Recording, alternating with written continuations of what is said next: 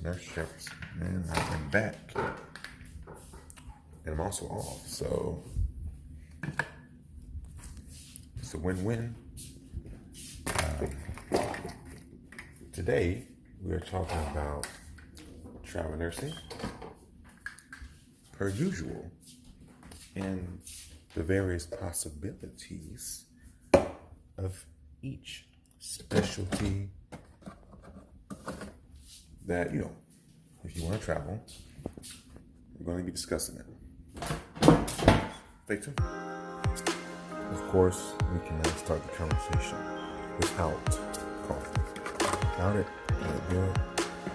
Maybe I should turn it on. That might help. We always go for the one in the middle. Right. That's going to get going. Alright guys, so yes, I am back with another video. Merce Montez TV. If you don't know me or this is your first time on the channel, I am Merce Montez, and here on this channel we talk about travel nursing per usual. We talk about travel nursing pay. We talk about fitness. We talk about anything under the medical realm that you guys are interested in, that you want me to discuss. That's what we talk about. And so today you are here to discuss with me about different specialties and the amount of money that they can actually make. So I do a lot of TikTok videos. On the videos, it started off as being funny content that related to us as nurses, and it still is. But lately, I've reverted to doing travel nursing assignments and how much you could possibly make.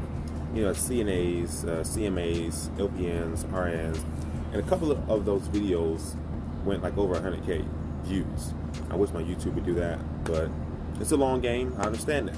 And so the problem that people were having on those TikTok views is that they didn't think that CNAs could make this, CMAs could make this, respiratory therapists could make this, LPNs could make this. And it's true, like you really can. And the fact of the matter is that if you are a traveler and whatever your profession, healthcare profession is, and you travel doing that, you gotta make good money. It is what it is, because you gotta think about it like this: they're paying you to travel to a place that you don't know, a place that you've never been to. You gotta find something to eat. You gotta find somewhere to live. You gotta find a way to get around. Some agencies will pay for that, some won't.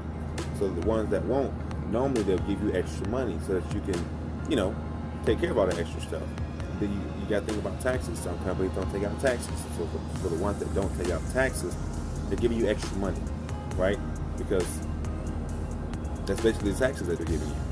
And then, you go through your accountant and you figure out how much taxes you need to pay. And then you think about this: some places don't pay for you to stay somewhere, so they're giving you extra money to find you a place to stay.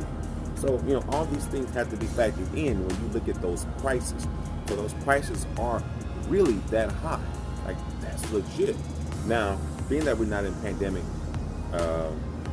we're still recovering from a pandemic, but being that it's not as hot as it was in 2020, you're probably not going to find prices as high as that like you did last year, but you still will find good money making contracts. And in healthcare field, of course, it's not all about the money.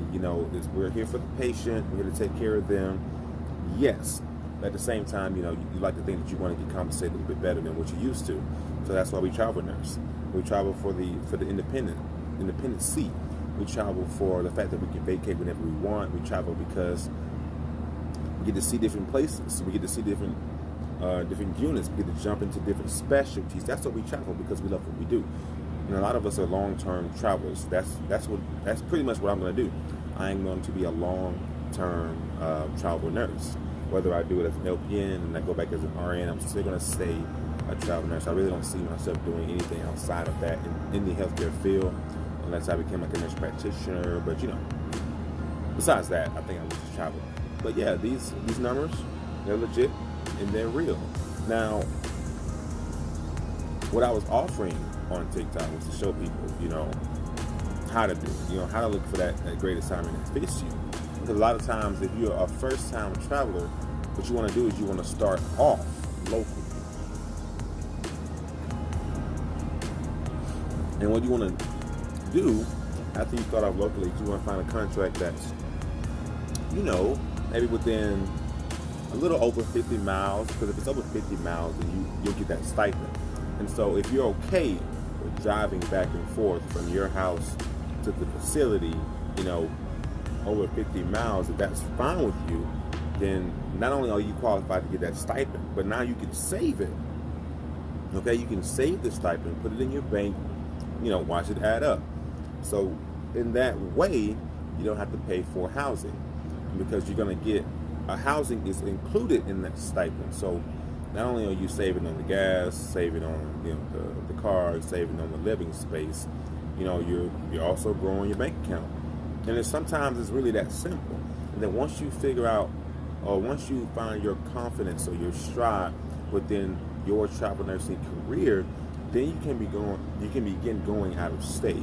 And the problem with going out of state is that you might have to have a license for that state. So you might want to give yourself time to go and get all those things out the way. Go ahead and get that license that you need for whatever state you're going to. You know, as nurses, we can do compact license.